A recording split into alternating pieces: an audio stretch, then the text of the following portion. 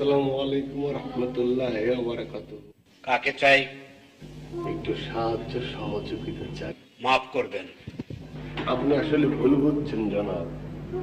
আমি এখানে মাফ করতে আসিনি, আমি বিশ্রাম নিতে এসেছি। আপনার অনুমতির জন্য এসেছি। আমার বিবি সন্তান সম্ভাবনা, মানে উনি মা হতে চলেছে, মানে উনি প্রেগনেন্ট, অর্থাৎ আমি বাবা হতে চলেছি। আমি ক্রমাগত বিরক্ত হতে চলেছি। সহজ কথা শর্ট করে বলুন। মানে আমি এখানে বিশ্রাম নিতে এসেছি, উপরে আমার আত্মীয় বাসায় এসেছিলাম, দরজা লক করা, ফোনেও পাচ্ছি না, যোগাযোগ করতে পারছি না। আমার বিবি সন্তান সম্ভাবনা, মানে উনি মা হতে চলেছে, উনি প্রেগনেন্ট, অর্থাৎ বাবা হতে চলেছে। আমরা বিশ্রাম নিতে এসেছি। হয়েছে, এবার একটু দম নিন। আমার মনে হয় আপনি আবারও ভুল করছেন জনাব। আমরা দম নিতে আসিনি, আমরা বিশ্রাম নিতে এসেছি। ওকে ওকে, নেন নেন, যান।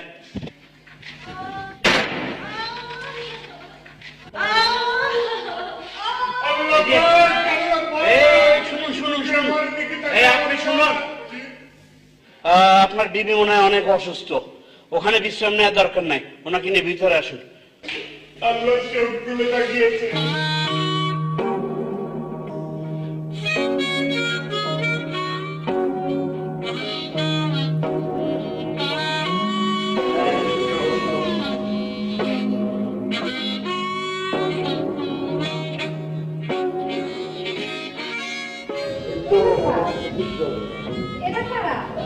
আগে ওনাদেরকে বসতে দাও, পরে সব বলবো, তোমাকে সব বলবো।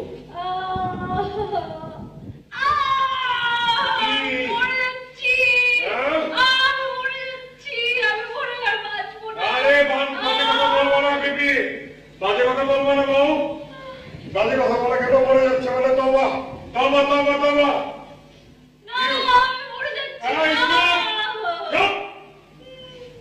আমার কাছে টাকা আছে, আমার কাছে অনেক টাকা আছে।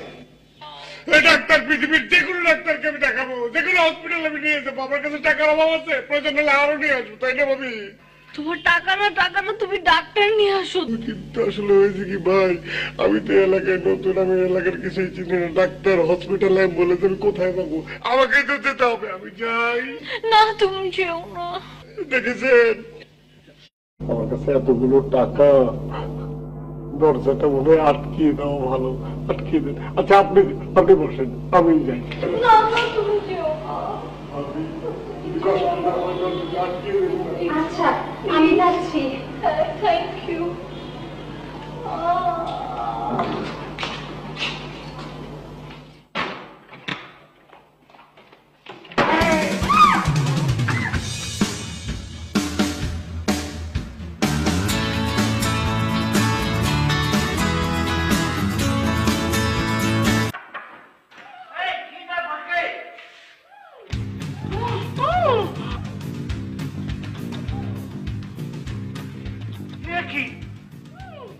তোমার কি অবস্থা? এসব কি করে হলো? সব শেষ, আমাদের সব শেষ হয়ে গেছে। আমাদের টাকা পয়সা গয়নাগাটি সব নিয়ে চলে গেছে। ওই ছেলে মেয়েটা আসলে অসুস্থ নয়, ওরা প্রতারক, ভণ্ড। বলো কি? ভণ্ড?